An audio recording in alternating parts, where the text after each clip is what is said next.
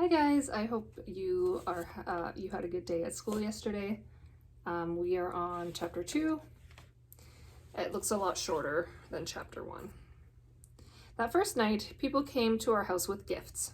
There was all sorts of food, good rye bread, and holupsi and sausage. Sorry, I don't know how to pronounce that word.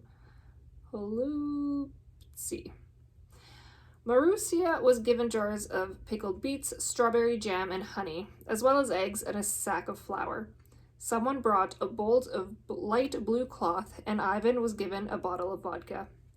The priest gave me a prayer book, and an English lady with a mole on her cheek gave me a package of crayons. Just as most people were leaving, a couple people arrived, with an angry-looking, dark-haired boy in tow. Sorry, there's a lot of words. There's a lot of names in here that are hard to pronounce. Michailo. This is Michailo, the woman said to me, pushing the boy forward. He's a student at Central School. His parents went to the house, leaving Michailo with me in our schoolyard. What's Central School? I asked him. You'll be going there in September, he said. You'll hate it. Why? They'll make fun of you because you're not Christian. Do they make fun of you? I asked. Not anymore, he said, balling his hand into his fists. I beat them up if they do. It didn't seem like something that would work for me. Maybe Michailo would beat up people for me if we became friends. After everyone left, Ivan said, I have another surprise for you. He took my hand and walked me to the bushes that acted as a fence between our yard and our neighbors. Did you notice what these are? He asked. There were no flowers. The bushes looked like they had just been planted, and I recognized the shape of the leaves. Lilacs, I said. I planted them for you, he said. They'll bloom next spring, and you'll wake up every morning to their scent. I was so overcome that I could barely croak out, thank you. This is your home, Nadia, he said, giving my hand a squeeze. We want you to be happy here. We dragged out the mattresses and slept in the backyard under the stars. The cool breeze soothed me, and I loved being out in the open.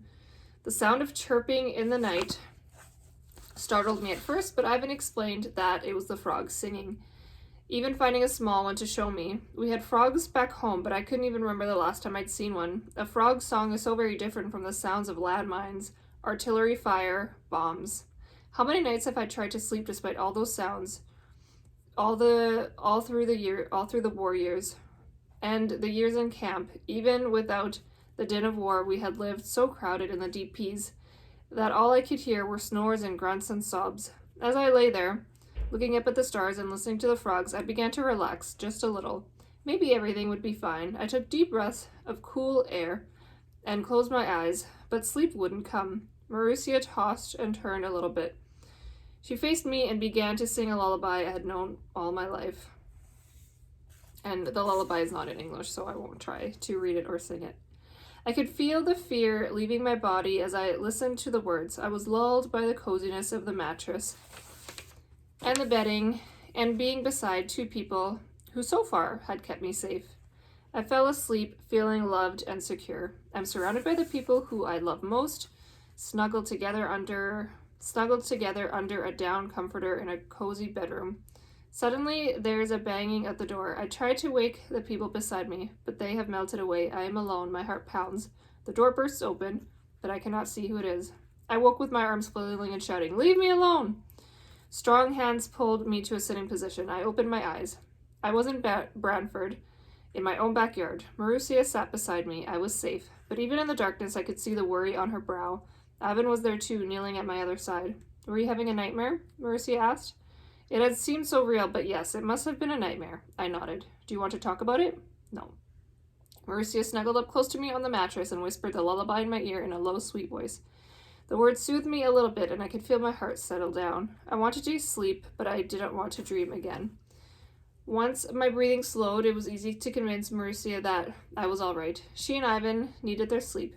Marussia settled back on her mattress. I stayed awake, listening to the frogs and the rhythm of Ivan's snores. When I knew that Marussia was also in deep sleep, I sat up and breathed in some cool night air to try to clear my thoughts. Why did I have that dream? Who was pounding at the door? I clasped my hands around my knees and rocked back and forth, soothing myself like someone had once soothed me. I chanted the lullaby under my breath. The words made me feel safe and loved. I reached back into my memory to the last time I had felt completely safe. I remembered the time before the camp. I had a bedroom all to myself, a room with high ceilings and big windows. I had plenty to eat and good clothing to wear. But had I felt safe? No. Who could feel safe in the middle of war? Okay, so that's the end of chapter 2. And chapter 3 is called Miss Mackintosh. I wonder if that will be the name of her teacher at that school that that boy was talking about. And I will double check on the pronunciation of his name. This is how it is spelled. So it's like my Chilo. That's how I am sounding it out. My Chilo. Okay, thanks for watching. I'll see you in the next one.